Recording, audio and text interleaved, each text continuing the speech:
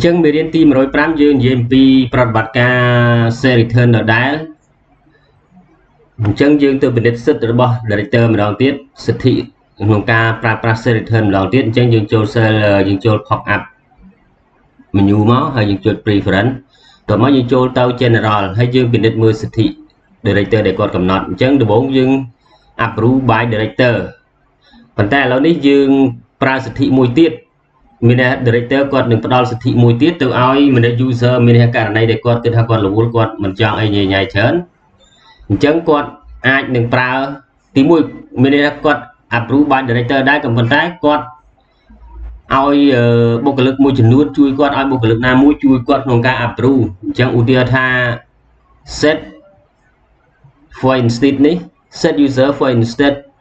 of director set return អញ្ចឹងយើងជ្រើសរើសយក user ណាមួយមកទីហោថាយើងចូល user មួយគឺ user ដែលអាចជំនួសបានយើងចូល case on hand ចេះចុះឬក៏យើងចូល manager មេហាឲ្យ manager ជាអ្នកជំនួយគាត់ប៉ុន្តែយើងប្រើ user មួយផ្សេងទៀតយើងគឺហៅ user stock controller ហ្នឹងគឺទទួល return អញ្ចឹងឥឡូវយើងចូលទៅកាន់ stock យើង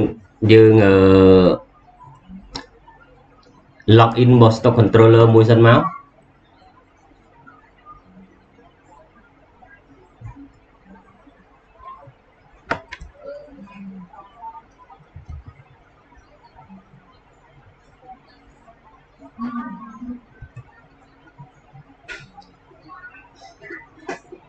អញ្ចឹងមាន stock controller នេះ stock controller គាត់អ្នក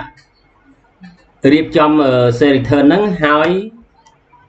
director បកគលឲ្យ manager ជាអ្នក approve ជំនួសដោយ director បើសិនជា director អត់បកគលទេមានន័យថាតើ director approve តែបើ director គាត់បកគលអញ្ចឹងយើងមើល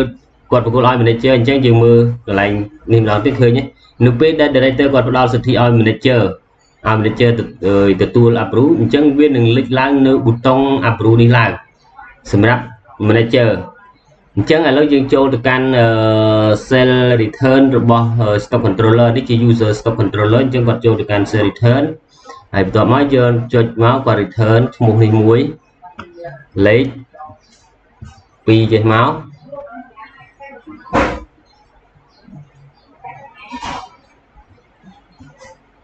អញ្ចឹងយើងចូលទៅកាន់ answer នេះមកហើយបន្ទាប់មកកន្លែងនេះយើងដាក់ថា2ខែតំណែងនៅ2ខែទៀតហួសហើយអញ្ចឹងគាត់ return មកចំនួន8ចំនួន20មកកេះ1000ចុះ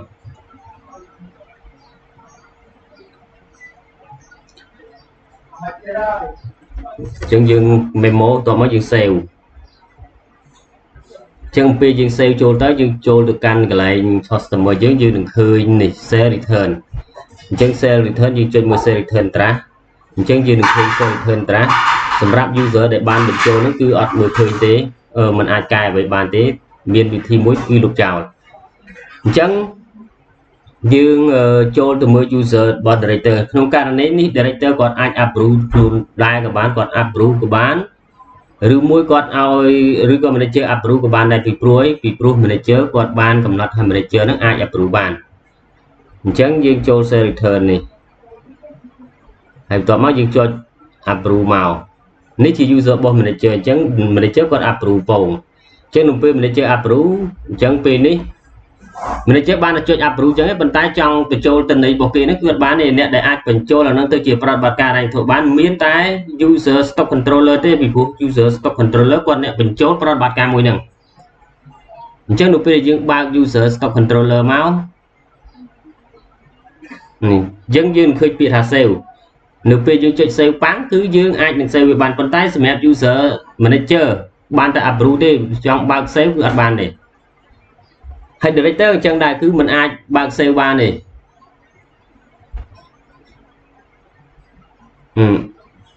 ចឹង director ក៏មិនអាច save បានដែរអញ្ចឹង user ដែលអាច save បានគឺ user របស់ stock controller អញ្ចឹងយើងបើក stock controller យកមក save ឥឡូវនេះយើងបាន save វាទៅជាប្រតិបត្តិការ rank ធោហើយអញ្ចឹងយើងមើល stock របស់យើងចូលមកវិញនៅសល់10ថ្ងៃហើយ2ខែ1ខែ2ខែនេះ1ខែ2ខែយើងឃើញ stock ថ្មីចូលទេអញ្ចឹងនៅ1ខែ2ខែទៀតជាហួសកំណត់ហើយបានគាត់យកមកបដូរអញ្ចឹងតាក់ទងនៅក្នុងការកំណត់ share return ហ្នឹងគឺយើងមើលសិទ្ធិរបស់ director ម្ដងទៀតនេះសិទ្ធិរបស់ director អញ្ចឹងយើងចូលទៅ pop up ចូល preference ឥឡូវនេះមានន័យថា user ឥឡូវនេះ director គាត់ថាឥឡូវមិនបាច់ approve អីទេដឹងថាពេលគេមកបដូរទំនិញគឺយើងបដូរឲ្យហ្មងទៅអញ្ចឹងច្បាប់គាត់ក៏បណ្ដោះអញ្ចឹងគាត់ត្រូវ select យក no approve អញ្ចឹងនៅពេលដែលគាត់ select យក no approve